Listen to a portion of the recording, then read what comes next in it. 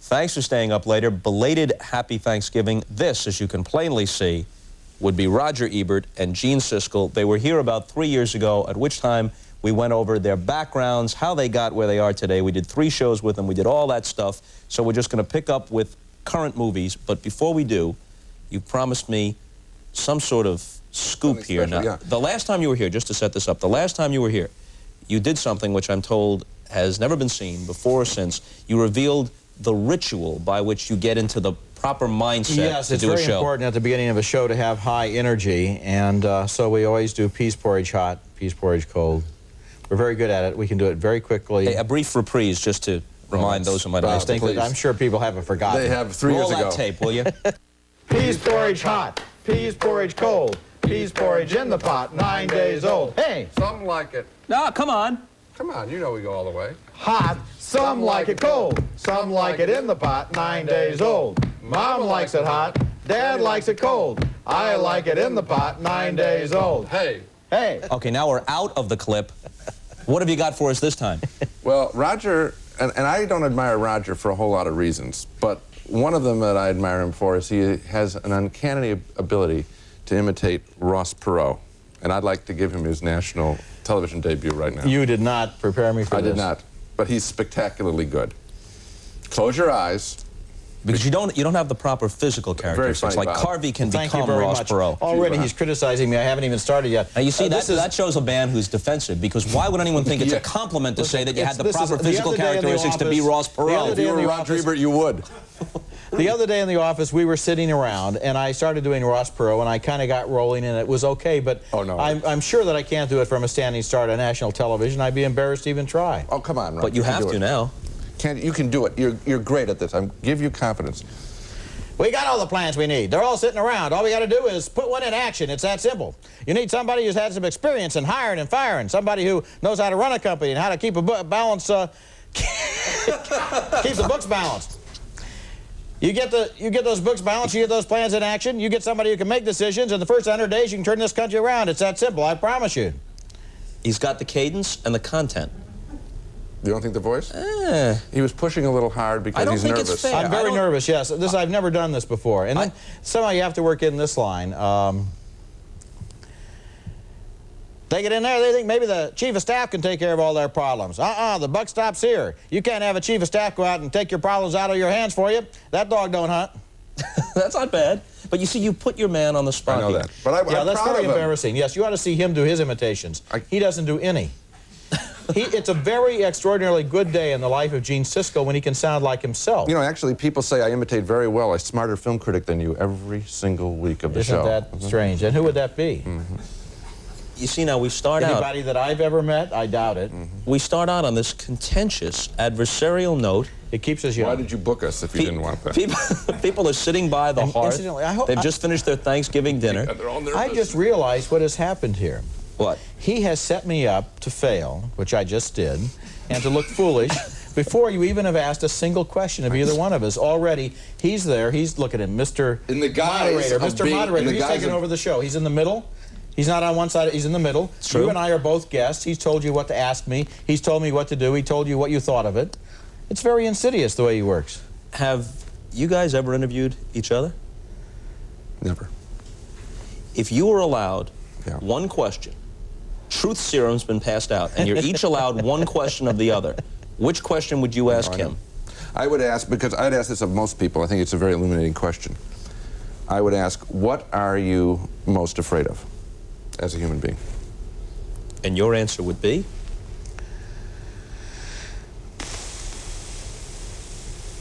Falling. Falling literally or figuratively? Falling through the air from a high place to a low place. It's my worst dreams involve that. And in my dreams, as I go down, I always have time enough to think to myself that I put myself in the position where I fell. In some cases, I think to myself, you climbed all the way up the mountain. You went to all that work just so you could fall, or you had to stand next to the window, or next to the ledge, or next to the airplane door, and I'm falling. And I have time enough to think. That's the worst of it, see? And it's been a recurring nightmare ever since I was a little boy. Not uncommon, by the way. but really terrifying. I mean, I don't like to stand next to drop-offs and things. You know what they say? It's not a thrill for me to stand at the edge and look down at Niagara Falls. I let somebody else take pictures and I can look at them back at the hotel. What they say is that the fear of falling sometimes is a fear of jumping. That I feel that some uncontrollable urge will cause me to jump even though I don't want to. Or that some part of you feels that you deserve to die. Well, I'm sure that some part of all of us feels Nice that. holiday fare, huh, folks? Who cut the toiki? I'm sure they all have that kind of, I wonder what I would ask Gene. Well, it's your turn. Truth serum. He's going to give you a truthful answer. He's going to give One me a truthful question. answer. The problem is his question was really a very good one. See, we're even competitive about that. Yeah. And that's annoying to him, you can tell. Okay, I'll ask a question. Go ahead. What do you envy the most about me? Unbelievable. Unbelievable. I knew it was going to be something like that. A very intelligently worded question, too, Yeah. because it presupposes that there's actually a long list, Yes, and you've been asked only right. to cite the most. We don't have time for the entire You list. know what I love about that question is, Other than and I the will answer. answer it, Okay. and I will answer it, but the answer won't be as interesting as this. Speak for yourself. It's your answer. Yeah, is that what that question reveals about Roger is something I've always suspected, which is he is really not interested in me at all, and is interested far more in himself. Bob, that is the truth. I feel that right here you have one-stop, full-service film criticism. I can give you any answer that you require involving a film, new or old. We really don't need him in order to completely satisfy. So you view him as your foil? It's very difficult because, you know, we've been on the air now 17 years, and over that period of time, I've reluctantly come to conclude that I wouldn't have had the same measure of success without Gene. That, in fact, even though both of us have gone through our entire careers feeling that the other person was essentially unnecessary, and the only thing incomplete about what Gene just said was that he feels I'm as unnecessary as I feel he does. Not true. You don't? No. Well, that's true. Then No, I think empty because I am more necessary than you. No. I answered your question honestly in that, what do I envy of you? I've said this many times. I think you're a marvelous writer. And I think that Roger, my reviews are more written in news fashion, like a reporter going to a fire. Here's the most important thing that I felt about the movie, and bang, here it is, and here's supporting evidence, and I'm out of here, that kind of approach. Right.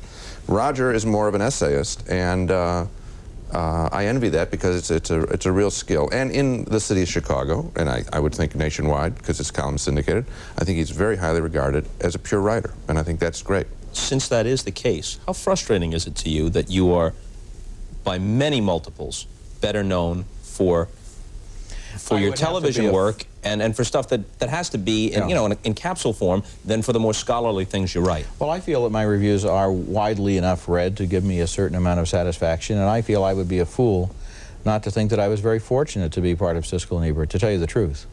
It's been a very good thing for both of us, and we've enjoyed it, and it is fun. We taped a show yesterday. We enjoyed taping it. And as far as that goes, I'll even tell you what I envy the most about Gene, apart from extremely personal things like his daughters, which is, you know, something that everybody would like to have, two beautiful young daughters. Thank you. Like Gene's. But he always seems I noticed you gazed at your wedding ring as you made that comment. No, I was counting my fingers. I still have the 5 that I started with. You never know when you come to NBC. Fear of losing fingers is the second fear. Yeah, fear of losing fingers. I was going to say that would concern me more than a fear of falling. It's very difficult for me to put this into words, but Gene will know what I mean. Gene always seems to have the inside information, the inside track. He's always got it figured out. He's always there ahead of everyone else. You tell him, you can never surprise him. You give him a piece of information that you think is hot off the presses, he will already have something that outdates that. Well, that supports his Reporting. description of himself, that he's the reporter and you're the He always essayist. seems to be on the phone with somebody finding out something that I don't know and that I'll never know. Yeah, I feel that basically he goes through life much better informed about all of this stuff, most of which is probably completely inconsequential, than I do. So you've just given the lie to your own assessment, that you're the one-stop film criticism, sort of the photomat of of film criticism because he brings... I sit in a little cart, I sit in a little hut in a shopping center, and you drive up, and I give you my review. Roger, just wear a blue suit and a yellow hat. And listen, when you return an old review, you get a new review. Please, fellas, 1 point. It's not a little hut. But obviously, you each bring something to the mix. Yes, we do. Yeah, we do. I think reporter essayist is a very good thing, and I think that we get under each other's nerves because of those skills that we envy. I think you did a real good job getting that out here, and it is a real pleasure to do the show. I think we do real film criticism on this show. I don't think you have to apologize for it being in the TV form or encapsulated. I think that people obviously find it of value, or we would have been long gone. I think, and you would know this very well, in syndicated television for a half-hour, once-a-week show, to have run 17 years is in syndication, and 10 years in syndication, is very hard to accomplish. Consenting adults is the kind of picture that makes the claim against Hollywood lacking family values seem entirely appropriate. Oh, come on, Gene. I hope you're not... I'm not turning, Roger. Turn into some kind of... I'm not going to turn into Roger, and I will like this is a good movie. This is a good thriller. It's well put together. The characters do have humor. The entire movie is a comedy. I don't see how you missed that. I didn't laugh. The movie has values that we either agree with or don't agree with, and that's what it's about. Just trying to, not some censorship at the factory gate. I'm not trying to censor it. The new Nissan Altima comes equipped with liquid-filled engine mounts that significantly reduce vibration and engine noise. Haven't I seen this before? And while you've seen a demonstration like this done for a luxury car before, I thought so. you've never seen it done for one that starts at $13,000. That's refreshing. The new Nissan Altima. It's time to expect more from a car. Did you worry about perming your hair? About damage? Frizzies? You don't have to worry with Lilt for total condition. A whole new kind of perm, with conditioners built in every step of the way to help prevent frizzies. And it shuts itself off so you can't overdo it. New Lilt for total condition, the worry-free perm. Now, would you ever consider using another perm? Didn't think so. You stayed up late watching Rage of the Zombie. Now you feel like one. Vince, you awake? Better revive with Vivarin. Vivarin's safe as coffee and really helps keep you going. I got it. Revive with Vivarin. The Remington microscreen shaves as close as a blade or your money back. 2 flexible screens let you shave whiskers below skin level. It's quick, smooth, comfortable. A great value. The Remington microscreen. We're reliving the glory of our Olympians on the next Maury Povich Show. Right when I landed, first thing I said was, oh my God. With Olympic Athletes of the Year, gold-winning gymnast Trent Demas and swimming silver medalist Pablo Morales, plus one of gymnastics' greatest hopefuls, Kim Zmeskal. When I walked off, I was trying to think to myself, did I fall? Our Olympic heroes share the magic one more time on the next Maury Povich Show. Tomorrow at 4, here on WJAR Channel 10. What's the most disturbing trend in films today? The televisionization of feature films. It seems to me that when you have 2 hours to tell a story with no interruptions and a captive audience in a theater, you have an opportunity to get to be very complex about the characters, to allow them to talk and behave in idiosyncratic and individual ways. And frequently in the movies that we see today, they behave in the same predictable and stereotyped ways that they do on formula television. I think maybe because a lot of the people who are now running the studios came from television. Gene? Yeah, same thing. Roger used a word. He's heard me say that word often enough, televisionization. So he's copying your stuff? No, well, I'm not accusing that, but I'm going to make another point. I used that word in the... I don't remember ever having heard Gene say that. I said it in the Tribune. I'm going to go... I said it in the Tribune. I don't read the Tribune. A dozen years ago, and I've used that word since. I haven't read the Tribune in 25 years. And I think I coined that word. At any rate, not a word that comes in... televisionization would be a word that nobody would have ever used before Gene coined it. Didn't? I'm glad you're using it now. So you take a noun and azation, and you get a new word. It's been done before, believe me. I must jump in before I forget, and then I'll let you continue. That's the Siskelization of the discussion we're just having. You live in a 2-newspaper town. Yes, we do. Sun-Times and the Tribune. You actually don't read the Chicago Tribune? No. And the answer to that is... Do you read the Sun-Times? Yes. Home delivery, actually. Now, what does that say about you, in your opinion, and what does it say about him? I'm open to fresh ideas and good information from any source, and Roger is afraid of reading the Tribune because he might find out that it's a better paper than Sun-Times, and he would rather, and this is not a joke, this is sincere, he would rather go through life feeling that his is the best paper in town rather than get contrary evidence. Your retort? I read a better paper than the Sun-Times. It's called the New York Times. Do you see Gene's reviews, even if you don't read the Tribune? Do you get copies of his reviews? Do you want to have a sense of what he's writing? Gene's reviews appear on America Online, and I occasionally look them up there.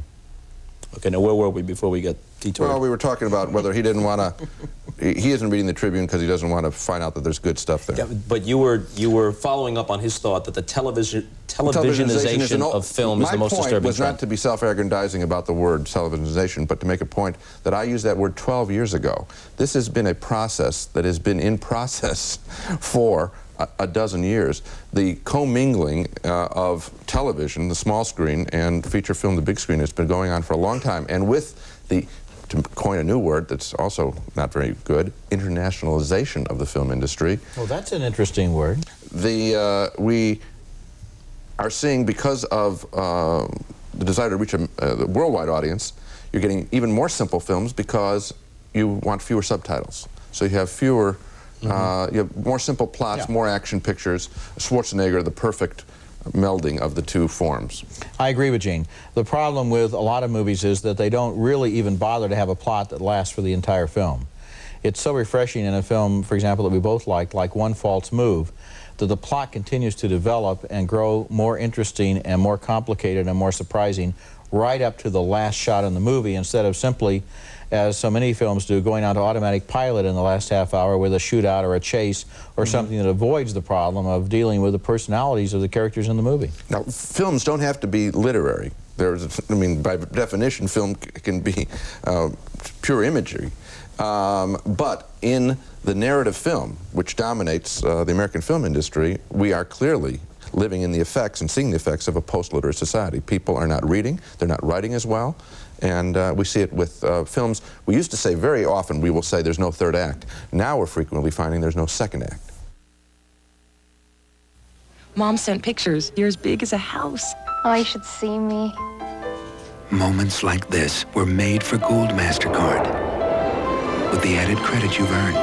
It's a long drive, and you'll need the map. Plus, no card is more welcomed, at home or abroad. Oh, Lori, I can't believe it. How in the world? Gold MasterCard, the best gold card to master the moment. What's ruby red, easily stashed away, and makes you look good fast? Guess again, it's the Dirt Devil Broom Vac. Its powerful revolving brush tackles the toughest messes, and it's small enough to fit anywhere. So get the Dirt Devil Broom Vac and spruce up. From Hollywood Pictures, he's wild, he's crazy, and he's back. Must have had a heart attack. Eddie Murphy is coming to Congress. Nurse! The Distinguished Gentleman, rated R, starts Friday, December 4th. Who done it? You're under oath. Who killed the man for his money? I'm curious, Della. Who done it? Personally, I suspect me. Who's covering up? Why the deception? And what does all the evidence point to? Della Street. His closest friend, his toughest case. We do not have one concrete bit of evidence on Della's behalf. Who done it? Perry Mason returns. Perry Mason returns Sunday night at 7 here on Channel 10. It's our most celebrated show of the year. I can't believe it. I'm overwhelmed. We're making dreams come true for moms all over America. If you thought our first Mom's Dream Come True show was special, Just wait till you see this. We want you to have the vacation of your life, okay? you're going on a one-week trip. Yes. The tradition continues with our second annual Mom's Dream Come True show. On live. Tomorrow morning at 9, here on WJAR Channel 10.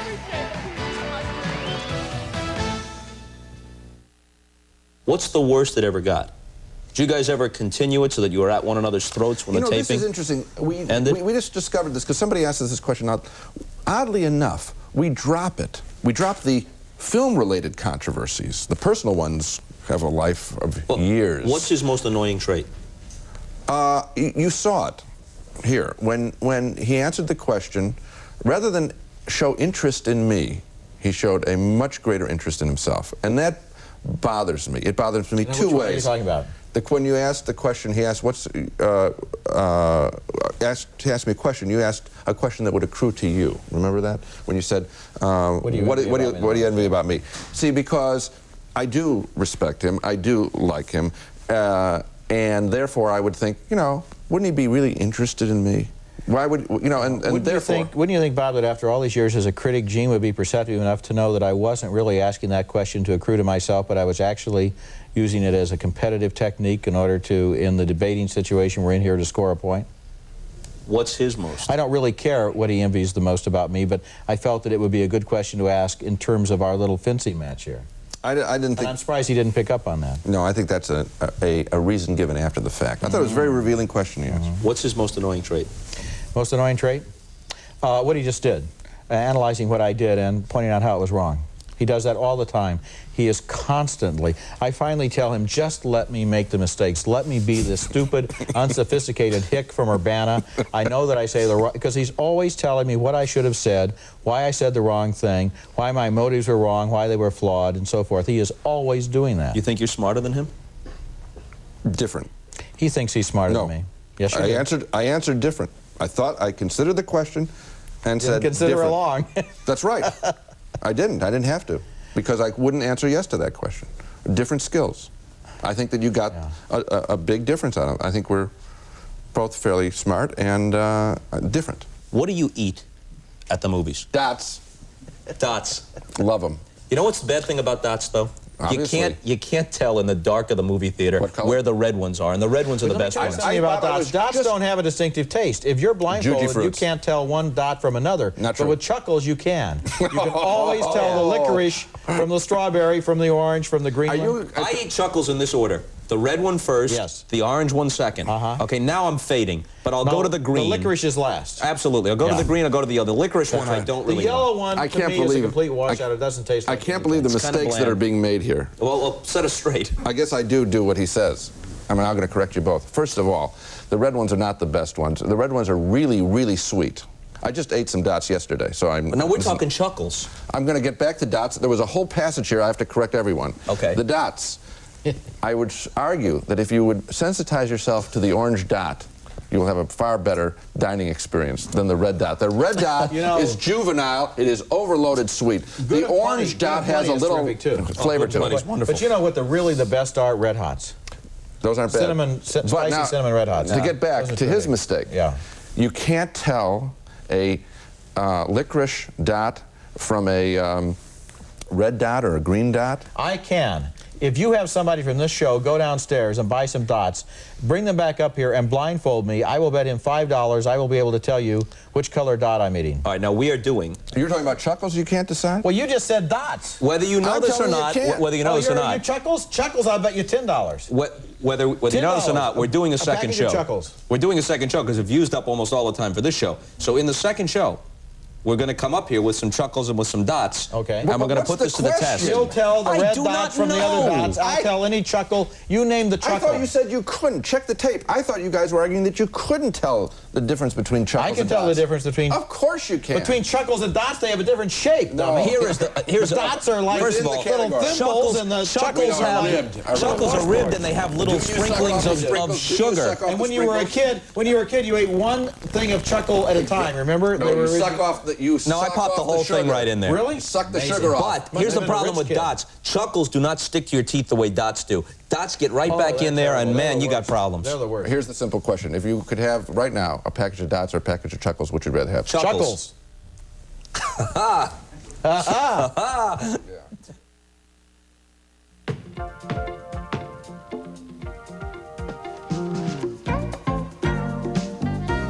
Michael, are these your hands? Mm-hmm. Son, is there a reason why you wear them? Definitely. Mm-hmm. Think Mom would like me in these? Maybe. Just wait till we get our hands on you. Sears early opening sale means a head start on the best shopping day of the year. Tomorrow, Friday, from 8 to 10 a.m., all family athletic shoes are on sale. save 35%. All basketball, all aerobics, all cross trainers, all walking, all running, and more. All women's sweaters. Every color, every style. Save 30%. Save big in all departments on the best shopping day of the year. Sears early opening sale tomorrow, Friday, 8 to 10 a.m. The Remington microscreen shaves as close as a blade or your money back. Remington has diamond-honed cutting edges and 2 flexible, ultra-thin screens that stretch the skin and lift whiskers to let you shave below skin level. That's Remington. Drixoral is. Sudafed isn't. Drixoral is. Contac isn't. 12-hour-long prescription-strong Drixoral is the one cold medicine pharmacists have recommended most for 10 years. Take it from your pharmacist. Take Drixoral. They called him Black Bart. He was a modern-day cowboy and everyone's favorite gunslinger at the Wild West show in town. But one night, he was shot down by the bad guys, and it wasn't part of the sideshow. It was real life and death. I don't think he ever thought anything like this could happen. Who killed Black Bart? Then, go behind the scenes and into the locker rooms of TV's Knights and Warriors on the next hard copy. Tomorrow at 7, here on WJAR Channel 10. Okay, once again, happy Thanksgiving. Have a nice long weekend. They're back here on Monday because we haven't talked about any specific films. We'll talk about specific films that are current on Monday. We'll also have the much-awaited Chuckles and Dot test, so you'll want to set your VCR for that. But since it is Thanksgiving, before we go, what is the biggest turkey of the season on the screen? Frozen assets. No disagreement there? No. What's so bad about this, real It's quick? an amazingly bad movie. Punishingly stupid. Yes. This is a movie in which not only do the characters need to be stupid to be in the plot, but they have to be so stupid that they have to not be able to remember what they have just said, even earlier in the same sentence, in order for the end of the sentence to make any sense. It would almost seem to be impossible to make a movie I bet the people that, when they made it, Shelley Long and who was? Corbin Burnson, Paul Sand, I bet they were sad when they made the film. They all look sad. It's a stupid comedy. And on that upbeat holiday note, see you later, and later will be Monday with this same duo.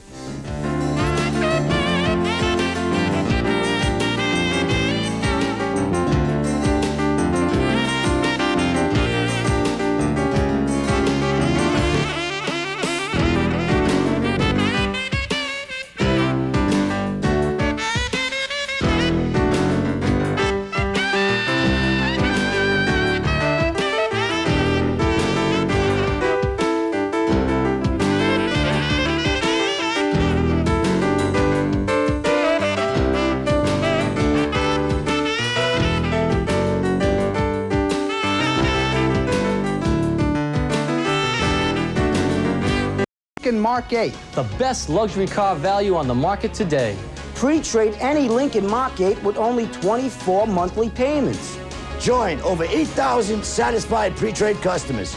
Come visit Tasca today. Help Tasca win the challenge and help yourself to big savings. How many times have you depended on NyQuil to get you through all those colds, all those nights? Now the makers of NyQuil present the most complete non-drowsy cold medicine you can get.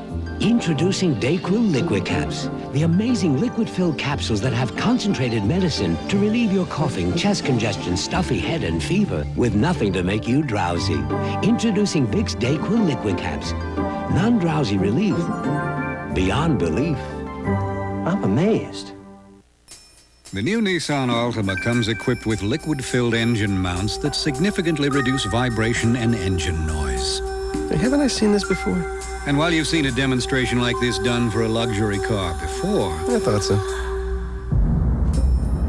You've never seen it done for one that starts at $13,000. That's refreshing. The new Nissan Altima. It's time to expect more from a car. Before this Oscar winner started making the big dough, he was rolling it. And before this actor-director ever saw a script, the only parts he got were on his clients' heads. Mr. Dan's hairdos could withstand a 40-knot wind. On the next Entertainment Tonight, hear how some of Hollywood's hottest went from working stiff to working actor. I made student films with deli money. Then his wife is the queen of prime time. But will Tom Arnold's new show make him the king? Get a sneak peek only on Entertainment Tonight. Tomorrow night at 7:30 here on WJAR Channel 10. The Maury Povich Show, weekdays at 4, here on Channel 10. Well, how was your weekend, kids? Spent, I'm guessing, waiting for us to reprise our act of Thanksgiving night. Now, where were we when we left off with Siskel and Ebert? A couple of issues, burning issues, were left unresolved, and they pertained to movie house snacks, Chuckles and Dots. Now, later in the show, Gene Siskel will prove what about Dots? I will prove, Bob, that unlike Roger, I know that I can tell the difference blindfolded on what dot I'm chewing. All right, Roger accused Dots of being so bland. All Dots taste the same. And mealy-mouthed. And you and I, Bob, agreed that the candy that really does have a distinctive taste for each different color is the one you're holding in your hand right there. Chuckles. Now, our talent coordinator, Vicki Frank, who can explain this, had a package of Chuckles in her purse. Now, you tell me that you can name the alignment of the Chuckles. I can. Left to right. Mm-hmm. Are you holding it upright? I'm looking at it. Yes, I am. Whether you hold it upright or not would not matter left to right. It's red, yellow, black, orange, and green. Unbelievable, isn't it, ladies and gentlemen? You know what I wish they would do with Chuckles, because they've done this with a lot of other candy bars, come out with a quarter-pound size with bigger... Why do we suspect you might think that? Chuckles only comes in the one size. Now, did you contended, however, that you cannot tell one Chuckle from another? I never said anything like it. No, he didn't. I said you could. He said he could tell Dots apart. Of course you can. And my only point is that... Red is the best. No, Bob. It's the most sugary, saccharine. You frequently refer to your childhood and your childhood heroes. Mm-hmm. I'm going to make a connection. I think that people who are fixated on their... Please. Thank you. People who are fixated on their youth are more likely to enjoy the red, sweet Chuckle, whereas those of us who are a little more adult... adolescent in my case, like the orange. Yeah, I think the orange is a more sophisticated flavor than the red. Now, you've left him, in my opinion, in order of desirability, green, yellow, black. Licorice. I like licorice. I like licorice. I like the lime ones, too. The yellow is not the best. Now, tell the truth. Can I just tell you one thing that I recommend on the last show? Try sucking off the sugar before eating the Chuckle. Then you can do the ridge thing that Roger was talking about, where you divide them up in ridges in your mouth. But suck off the sugar and you get a different textural sensation. You're getting more entertainment value per Chuckle that way. Present company accepted. Yes. Who's the best film critic? Well, I think that the two that I read the most carefully, and one is retired now, Pauline Kael and Stanley Kaufman. They had two very different assignments, because Kael always had as much space as she wanted in the New Yorker, and Kaufman is rigidly contained within a page and a half of the New Republic, and he gets more into that page and a half than most people can write at any length. We've talked about this question before, and we actually agree on that. You know, you look a little like Bill Mazeroski with a wad of tobacco in there. Oh, he's still sucking off the sugar, I suppose. I've got it off. I had the sugar experience. Are you going through it one ridge at a time? This time I decided to slice straight through you know, on the horizontal. I don't know if Stanley Kaufman watches this show, but I think it's quite likely that a friend will call him up and say, Stanley, the good news is that Gene and Roger agreed that you're one of the best film critics in the world today, and the bad news is Gene was sucking the sugar off of a Chuckle at the time that he came up with this profound judgment. I also think, just another name that I really like, David Denby in New York Magazine, I think does a real good job, and I enjoy reading him. He's not afraid. And I tell you, that's a subject that doesn't get dealt with enough in terms of criticism. I know you don't think of film criticism as a job that requires courage. You know, firefighting is a little more bold in that regard.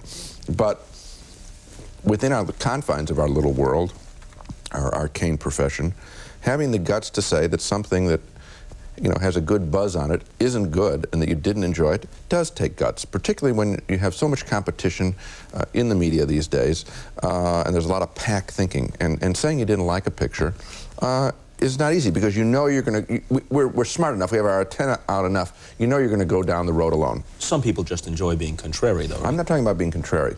I'm talking about saying, I didn't see it. I know what the prevailing wind is. I didn't see it. I didn't see it on the screen. I'm not doing it to stand out. I'm doing it because that's what I honestly believe. And I think Denby does that, and I like that. Okay, each of you give me one picture where you went completely against the prevailing tide. Well, believe it or not, I give a negative review to Silence of the Lambs. Do you stand by it? Yeah. Why? I stand by it because that was my experience twice.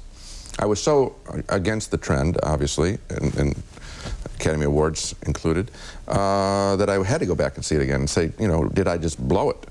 And what happened to me was, as I was watching the film the first time, when they go down into the cavern, into the dungeon, if you will, and they get to the prison for the first encounter, I thought the movie was way overhyped. So that's the key to the whole film. Yeah, if that doesn't grab you and put some terror into you, then the rest that follows doesn't matter. That's right. And I thought it was overloaded. I thought it was kind of not laughable technically. I didn't laugh at it, but I sort of chuckled, if you will. And I thought the music was overcranked. And so I didn't buy it, and I didn't buy into the fantasy. Second time, I thought it was I know it's gothic. I thought it was purple, and I didn't buy it. Roger? There was one film that I'll mention, one that we both were against the tide on, and then I'll mention one of my own. Gene and I are often asked, do you sit through an entire movie? Do you ever walk out? And the answer is yes, we sit through the entire movie. Maybe once every 2 or 3 years, we find a movie so uninteresting that we essentially say, this is not worth looking at another frame of. Life is too short. Please turn off the projector. We won't review it. It's fewer than 1 or every 3. I'd say maybe once, Roger. Maybe 5 years.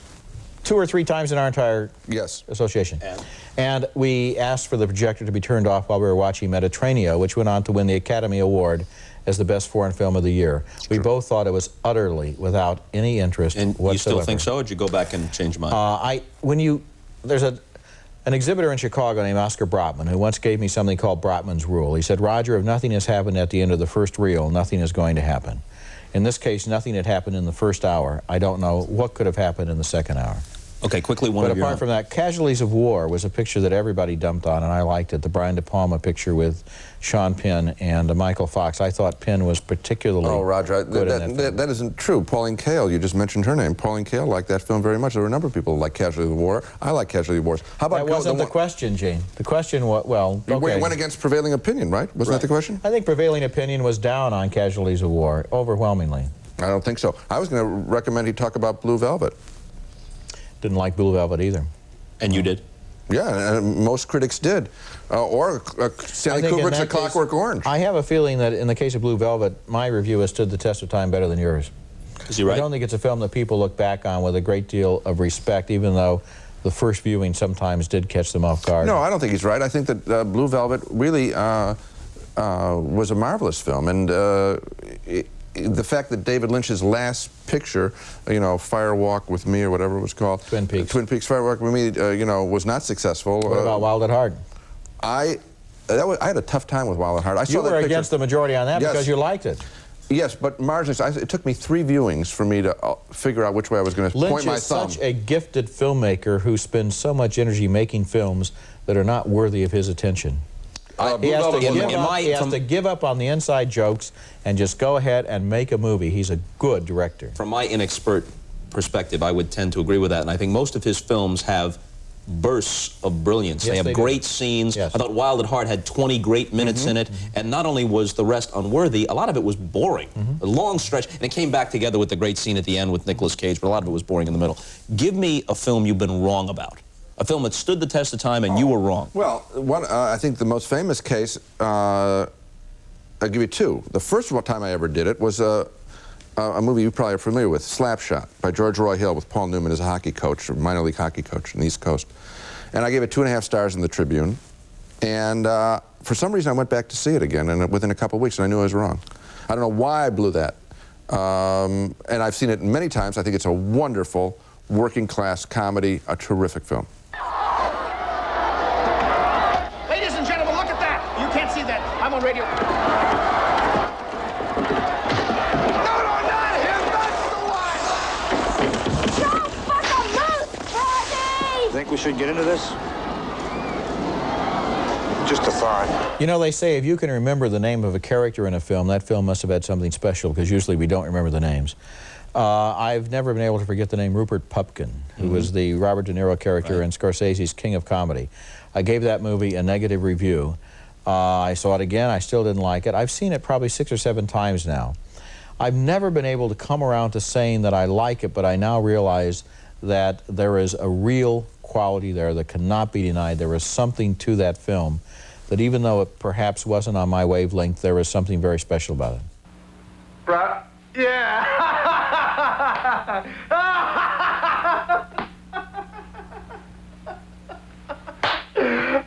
Jerry, I love this guy. Always coming up with these great lines. I love him. I love him. He's wonderful. You're wonderful.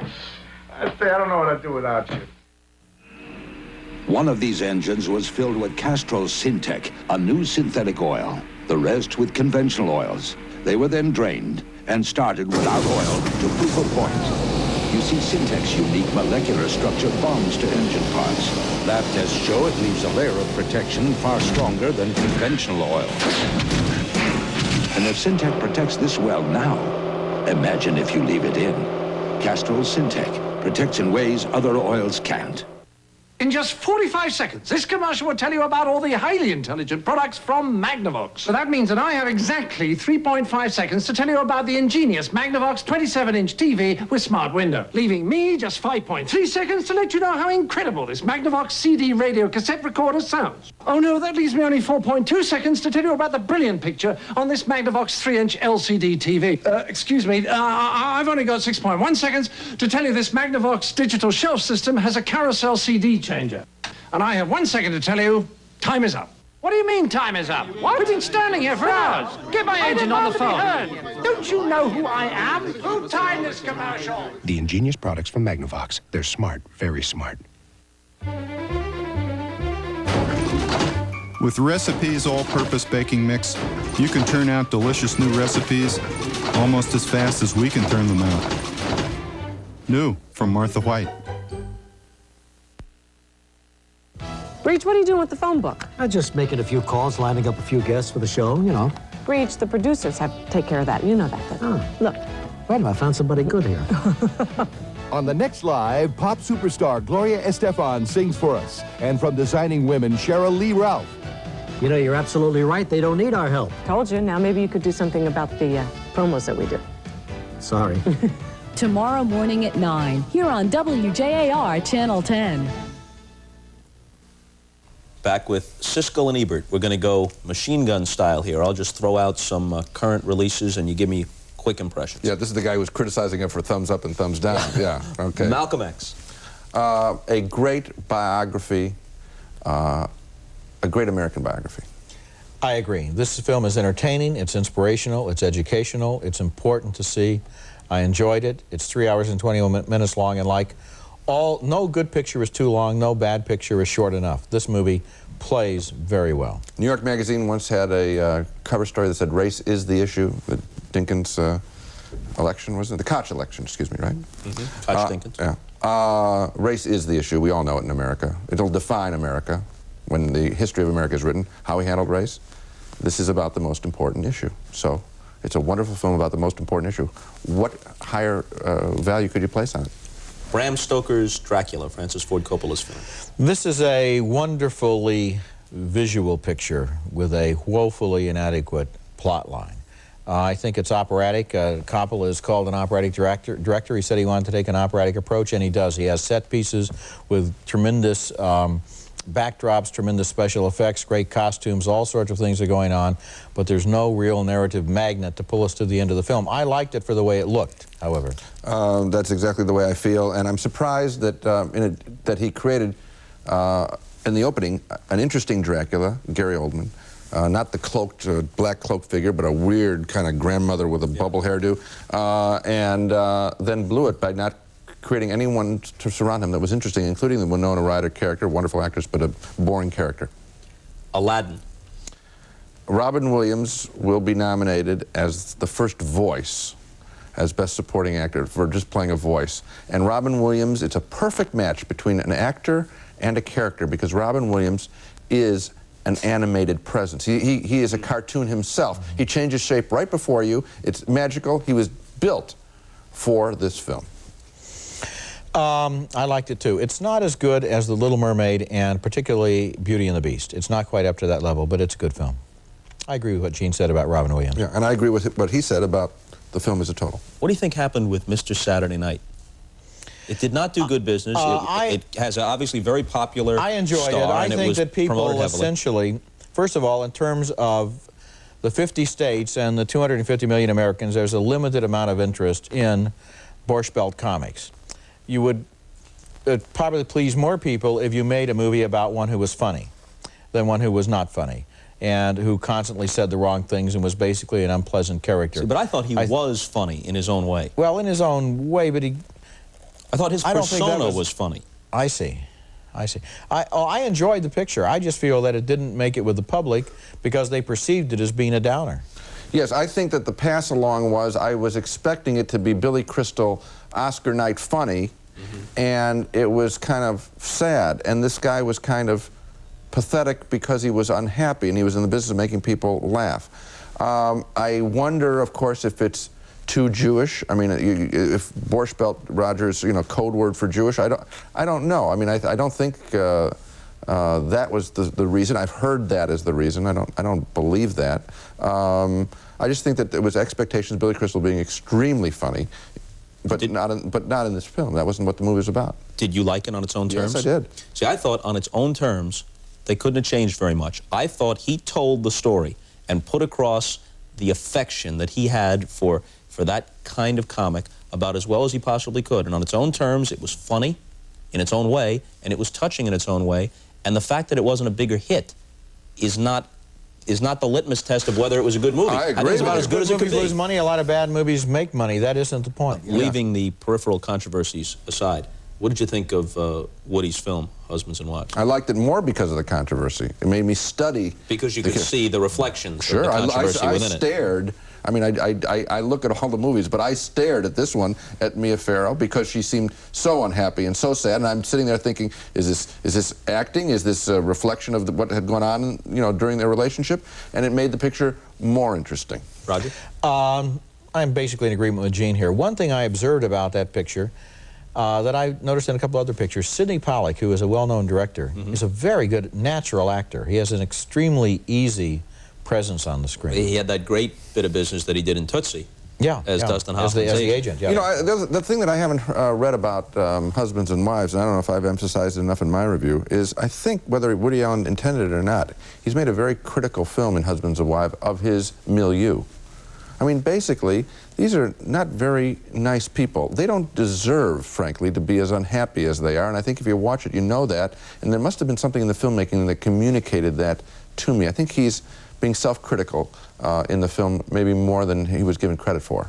Let me just throw off the names of some films which, as we tape, have not been released. So I don't think you've seen... Probably not. And you haven't seen Chaplin or any advance on that, or Hoffa, or A Few Good Men? No. How about Bad Lieutenant? Why don't we talk about that one? That's coming out in the next week or two. That has Harvey Keitel in it in one of the greatest performances that he has ever given, and he is a great actor. And it has an NC-17 rating, so it will probably be limited in terms of the theaters it can play in. And that's one of the reasons why the rating system is unfortunate, because NC-17 really handicaps a film. And this film, which is about a very unpleasant and evil man, is a fascinating study of that character. What film that's going to be released around Christmas time are you most looking forward to? Well, I'm a big Jack Nicholson fan, and I wish he would get back to playing guys like he played in the early 70s, which I thought were some of the most interesting men ever presented in movie history. And I'm going to be interested to see if in A Few Good Men and in Hoffa, whether he's playing obviously older characters now, but whether there's that same component about what men are about of a certain age, or whether he's being used as a star. Two Jakes, his own film, had some of those qualities that I really liked. There was an unfairly picked on movie. Of course it wasn't Chinatown, but it was the Two Jakes, and it was, I think, a good, strong picture. So I'm looking forward to the Nicholson picture. I've somehow picked up some good vibrations about Forever Young, this Mel Gibson film. I'm looking forward to seeing it. Here they come from Radio Shack. Radio-controlled cars for supercharged fun. The new fast Black Phantom burns up the straightaway. Watch me make this turn. The new twin-motor Blue Flash has super grip tread. Hills are no problem. As tough as they come, the 4x4 off-roader takes on the rough terrain. And the Jumbo van carries cargo with style. I'm out of here. Radio-controlled cars for kids big and small. From Radio Shack, your Christmas electronics store. When it comes to convenience, new recipes all-purpose baking mix beats the old stuff by a landslide. New from Martha White. The Remington microscreen shaves as close as a blade or your money back. 2 flexible screens let you shave whiskers below skin level. It's quick, smooth, comfortable. A great value. The Remington Microscreen. I've guaranteed the Remington Microscreen shaves as close as a blade or your money back. Our customers agree. We surveyed over 100,000 new microscreen owners about the closeness of their previous shaving method, including blades. Remington shaves as close as a blade or your money back. And for overall shaving satisfaction, Remington was the clear winner. Remington has 120 diamond-honed cutting edges and 2 flexible ultra-thin screens. Look, the first screen shaves close and gently stretches the skin, lifting the whiskers so the second screen can actually shave below skin level. Quick, smooth, comfortable. The Remington Microscreen shaves as close as a blade or your money back. Now you can get this exceptional value, made in USA Remington Microscreen shaver for this low, low price. To order, call 1-800-423-9900 or send check on money order. My friends, the moment of truth. Roger Ebert has already passed the Chuckles test. We've gone next door to NBC to the Guild Theater to get some authentic, actual movie house dots. Now, it is Roger's contention that these are so generic that you can't tell a red one from a green one from an orange one. Gene Siskel vehemently disagrees. Now, don't let him look down his nose. Now, use your hand to As shield. you can Bob, plainly see, the man has been blindfolded. With one of your ties. Bob, I'd just like to say one thing to my daughters. Yeah. Girls, this is Daddy. He's okay. He's not being held captive by Bob and Roger. I'm doing this on my own. Okay.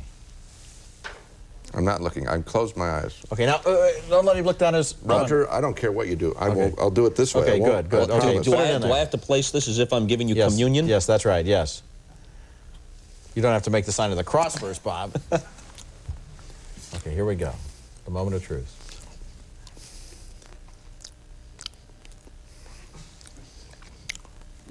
Take your time, Gene. Yeah. That would be your basic green dot. Ladies and gentlemen, he is 1 for 1. But scientifically, that has not fully convinced us. Here, do you want to... Gene, Should here, you want to... cleanse your palate? A glass of water, here. Water after a dot? Cleanse your palate. He was right you don't about have the green. champagne? He was right. He was right. He was correct. Right, yes. Who are you telling it to? They could see the colors. The show's in color. Are you guys out of your mind? Open your mouth. I have a feeling that tie... Look out, Gene. And drop the water. The tie is probably transparent. They are the smallest cocktail tables here. The tie is probably transparent. I gotta get the green out, baby, because otherwise I'm gonna... There you go. Oh, you like that one? You jammed right in there, Bob.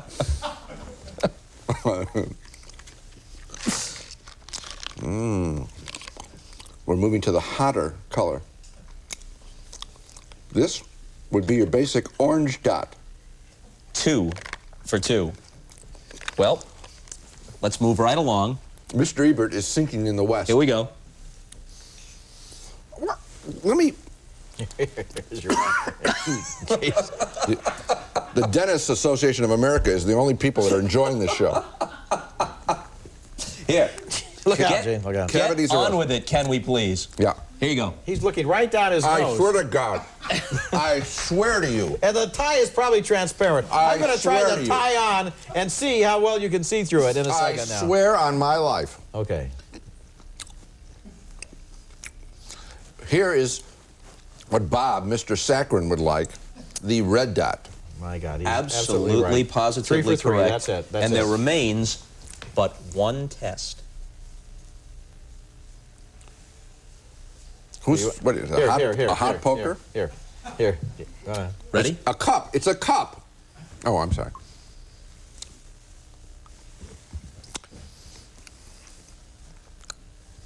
Somebody bit into this. It's a split dot. You put 2 things together, I bet. You are correct. And I swear I didn't look. I combined... I swear on my life I didn't look. Very accurate. I think you can see through the tie. a green Oh, why didn't you with see a if you yellow. can separate them? Here, give me that tie. I want to see if you can see through it or not. Bob, you're making the tie tighter. So the prize is Gene gets to keep the tie, right? Let me see. I congratulate you. You were perfect. Thank you, sir.